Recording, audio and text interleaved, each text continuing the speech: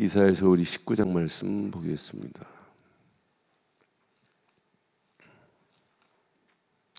이사야서 19장 우리 16절로 25절 교독합니다. 이사야서 19장 16절 그 날에 애굽이 부녀와 같을 것이라. 그들이 만군의 여호와께서 흔드시는 손이 그들 위에 흔들림으로 말미암아 떨며 두려워할 것이며,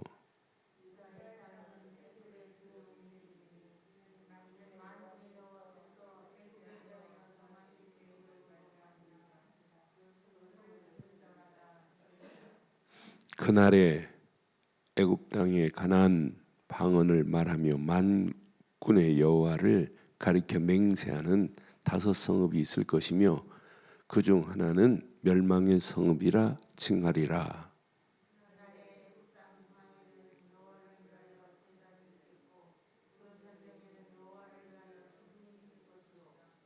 이것이 애굽 땅에서 만군의 여호와를 위하여 징조와 증거가 되리니 이는 그들이 그 압박하는 자들로 말미암아 여호와께 부르짖겠고 여호와께서는 그들에게 한 구원자 보호자를 보내사 그들을 건지실 것임이라.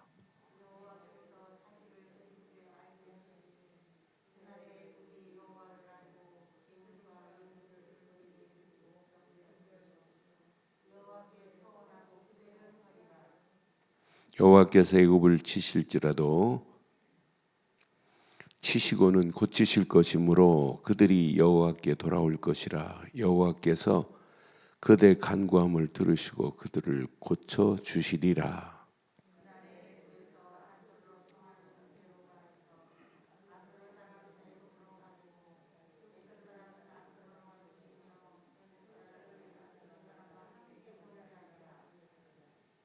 그날에 이스라엘이 애굽 왕 아수르와 더불어 셋이 세계 중에 복이 되리니.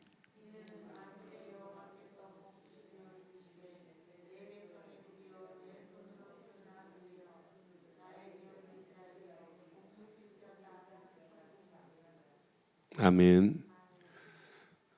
하나님은 살아계십니다. 저는 이스라엘을 볼 때 이스라엘은 요만해요. 그런데 그 주변 나라, 그 주변의 중동 모든 나라, 아프리카 북부 지역 어마어마한 나라, 이 이스라엘하고 비교해 보면 수십 배, 수백 배 더 큰 나라들이 쭉 포진되어 있어요. 땅덩어리 어마어마해요. 그런데 요 조만한 요 나라를 그들이 그냥 엄지손가락으로 꽉 눌러도 없어질 것인데 안 없어져요. 1967년도 중동의 3차 전쟁은 며칠 만에 끝났죠? 6.1 전쟁이라고 그래요. 그런데 신기할 정도로 그 역사의 증거를 보면 대통령하고 군사령관이 애굽의 군사령관이 통신을 하는데 통신이 안 돼요. 대통령이 명령한 것이 거꾸로 내려가고 막 이래요. 그리고 얘네들이 막 공격하고 하는데 이 이스라엘은 얘네들이 상상하지 못하는 곳을 공격해가지고 자기들끼리 막 서로 혼란이 와가지고 문제가 생기는 거예요. 난 그래서 신기하다 신기해. 그게 6.1 전쟁이에요. 얘네들이 이스라엘이 전쟁 나갈 때 뭐 때문에 전쟁이에요? 예루살렘 모두 이슬람이 다 차지하고 있단 말이에요. 예루살렘 성지를. 그때 전쟁의 벽쪽, 통곡의 벽쪽만 이스라엘이 차지했어요. 나는 그래서 애굽이 대단하다. 애굽이 오늘 꼼짝 못하고 멸망할 것을 지금 예언하고 애굽의 하나님의 역사를 애굽도 하나님께 부르짖는 날이 올 거라고 하는 메시지가 오늘 본문의 메시지예요. 저는 이 말씀을 읽는 순간에 6.1 전쟁만 봐도 왜 6.1 전쟁이 있을까요? 뭐 때문에 6.1 전쟁이 있을까요? 뭐 때문에? 안식일 날 예배 드리려고 6일 동안에 끝내자는 거예요. 근데 하나님 그대로 역사하셔서 그 깨끼 손톱밖에도 안 되는 그 나라를 건들지를 못해요. 근데 나는 이스라엘을 볼 때마다 야, 진짜 하나님이 그들이 많은 사람들이 그리스도는 모르지만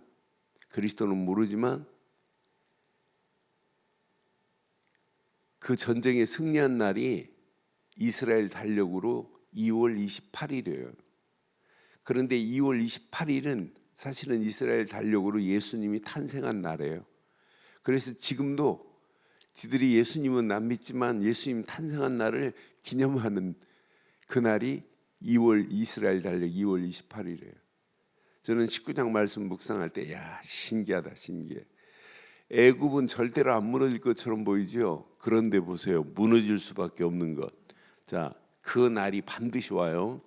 자, 11절에 보면, 자, 11절 보면 소 안의 방백은, 이건 바로 왕의 책사를 얘기하는 거예요. 소 안의 방백은 어리석었고 바로의 가장 지혜로운 모사의 책량은 우둔하여졌으니, 그러니까 바로가 판단을 못하는 거예요. 너희가 어떻게 바로에게 이르기를 나는 지혜로운 자들의 자손이라 나는 옛 왕들의 후예라 할 수 있으랴. 12절 보세요. 어떻게 되는지. 너의 지혜로운 자가 어디 있느냐? 그들이 만군의 여호와께서 애굽에 대하여 정하신 뜻을 알 것이요 곧 내게 말할 것이니라. 진짜 지혜로운 자는 어떤 자가 지혜로울까요? 여호와의 뜻을 알고 말해주는 자가 지혜로운 거예요. 하나님을 모르고 지혜를 얘기했다? 그건 100% 무너집니다. 그러니까 하나님을 인정하지 않는 나라는 앞으로 나라가 없어져 버려요. 100% 멸망하게 돼 있어요.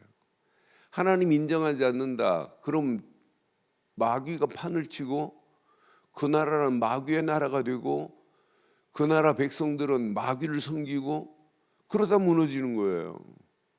그러니까 지금 유럽 교회들이 하나님을 제대로 섬기지 않고 교회가 모슬렘한테 팔려가고 교회가 문을 닫고 서커스 공연장으로 레스토랑으로 바뀌어지는 유럽의 교회들을 보세요.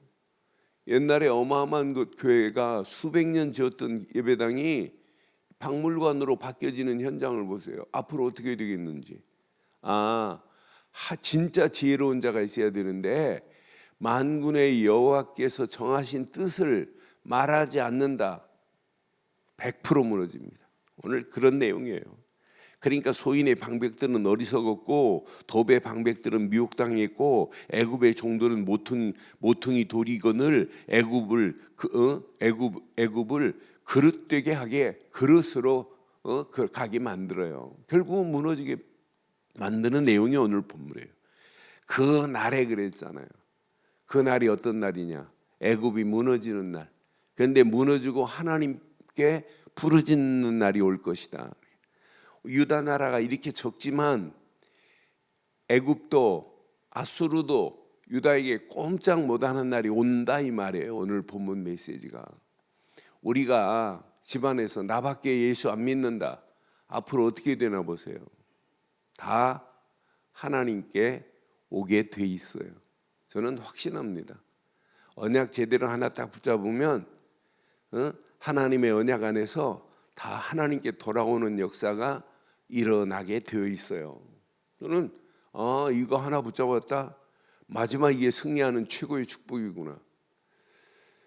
저희 집사람이 잘한 거 딱 하나 있어요. 뭐 잘한 거 있냐? 예수 믿고 집안 살린 거. 그거 진짜 잘한 거예요.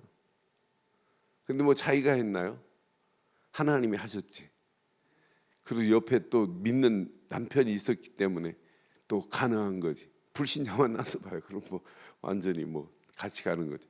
그런데 예수 믿고 나니까 너무 좋으니까 이걸 뭐 우리 장인이 제가 예수 말하면 자네 예수 말하려면 우리 집 오지 말라고 할 정도로 좀 거시기한 분이에요.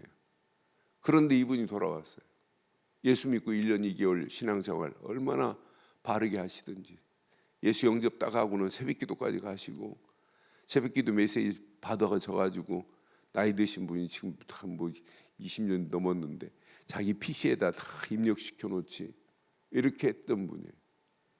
그리고 하나님 은혜로 내 위에 동서는 죽기 전에 또 그래도 끝까지 예수 영접하고 가고 하는 모습을 보면서 복음의 씨앗이 하나 딱 떨어지면 결국은 다 복음 안으로 돌아오게 돼 있구나. 마지막 승리자는 언약 붙잡은 자가 승리하는 줄 확신합니다. 하나님의 정하신 뜻을 바로 아는 자만이 승리다 이 말이에요. 지금 이스라엘의 대단한 왕을 돕는 책사들 결국 무너져요. 그러니까 대통령이 중요한 것이 아니라 대통령 옆에서 책사의 역할을 하는 자들이 바르게 해주지 않으면 대통령이 좀 무능해도 괜찮아요. 무능해도 옆에 있는 사람들이 바른 책사들이 있기만 하면 그 대통령은 유능한 대통령이 돼요. 그러니까 주변에 어떤 사람이 있느냐에 따라서 달라져요. 하나님의 작품, 지금 바로 옆에 이상한 미련한 어리석은 자들만 갖다 놨어요. 그 사람들을 또 어리석게도 하실 수 있는 분은 하나님이세요. 그러니까 아무리 대단하다 할지라도 하나님의 정하신 뜻을 알지 못하면 지혜가 아니라니까. 오늘 저와 여러분들은 하나님의 뜻을 분별하고 하나님이 원하시는 시대적인 요청에 응하기를 주의 이름으로 축원합니다. 하나님이 이 시대에 지금 하나님이 요청하는 게 뭘 요청하시겠어요? 저는 시대마다 애굽이라는 나라를 보면서 하나님이 이 시대를 향하여 하나님이 원하시는 시대적인 요청이 있는데 그 요청에 불응하면 망하는 길이에요. 응하는 자는 승리하게 돼 있어요. 응하는 자만이 살게 돼 있어요. 앞으로 이 시대는 하나님 앞에 하나님을 대적하는 자, 하나님이 콜링하는데도 불응하는 자가 판을 치는 시대 속에 우리가 지금 살고 있어요. 앞으로 더 합니다. 100% 4차 산업혁명 모든 것은 귀신 문화입니다. 4차 산업혁명 100% 뭐냐? 명상 속으로 들어가게 만듭니다. 4차 산업혁명 뭐냐? 네 안에 하나님 없어도 너는 하나님같이 할 수 있다고 하는 겁니다. 네 안에 잠재력이 어마어마한 잠재력이 있어. 그 잠재력을 끌어내면 넌 성공할 수 있어가 4차 산업혁명의 키워드예요. 그러면서 네 안에 잠재력을 끌어내야 돼. 그래서 네가 깊이 명상 속으로 들어가 봐. 그러면 너 아닌 너가 네 안에서 역사할 거야. 이게 4차 산업혁명이에요. 100% 여러분 4차 산업혁명은 이렇게 하나님 없어도 된다는 문화입니다. 결국은 제정신 아니에요. 다 돌아버려요. 앞으로 의사하려면 다른 거 하면 안 돼요. 정신병원 와야 돼요. 근데 정신병원도 지정순으로 하면 큰일 나요. 하나님이 주시는 영으로 해야지. 그게 사는 유일한 길입니다.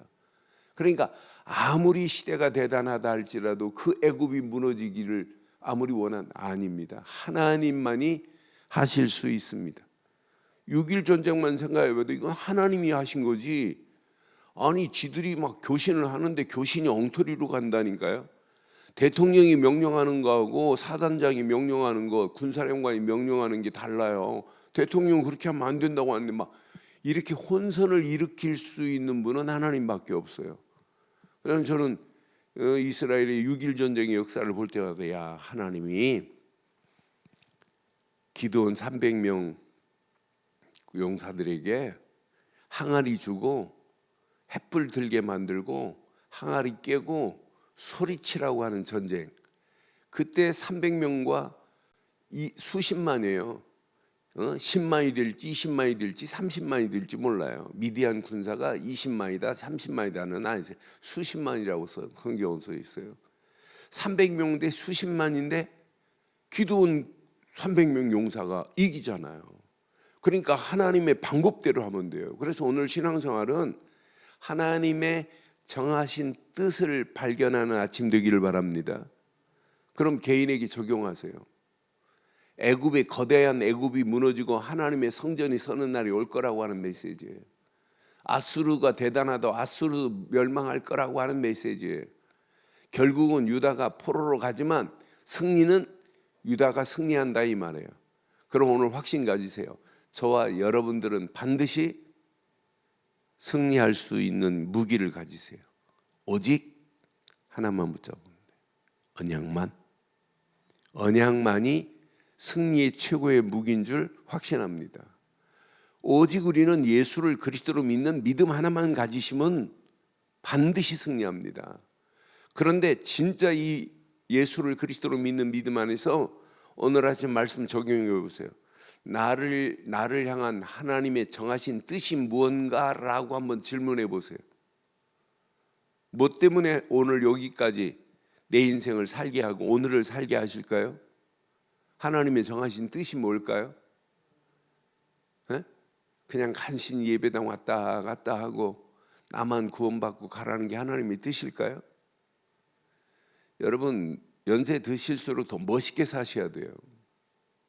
진짜 멋있게 예수는 그리스도라고 멋지게 전하고 가는 게 인생이에요. 나를 통해서 내가 수십 년 예수 믿었는데 내 믿지 않는 자녀들이 있다면 이거 전해주는 거예요. 다른 거 없다. 내가 믿는 예수 그리스도만이 하나님께 갈 수 있는 유일한 통로다. 예수를 그리스도로 믿지 않고 천국 갈 자는 이 세상에 아무도 없다. 다른 이로는 구원받을 수 없나니 천하 인간에 구원받을 만한 다른 이름을 주신 적이 없다. 오직 예수 그리스도만 붙잡아라. 그게 살 길이다. 앞으로 보세요. 시간이 가면 갈수록 이 시대가 100% 무너집니다. 하나님 나라 제대로 만들어 놓지 않으면 내 심령의 하나님 나라가, 우리 집안이 하나님의 나라가, 우리 자손 대대로 하나님 나라가 임한 축복을 못 누리면 결국 무너져요. 하나님이 원하는 것, 하나님 나라가 임하지 않는 것은 무너뜨려서 하나님 나라를 만들겠다고 하는 것이 하나님의 정하신 뜻이에요.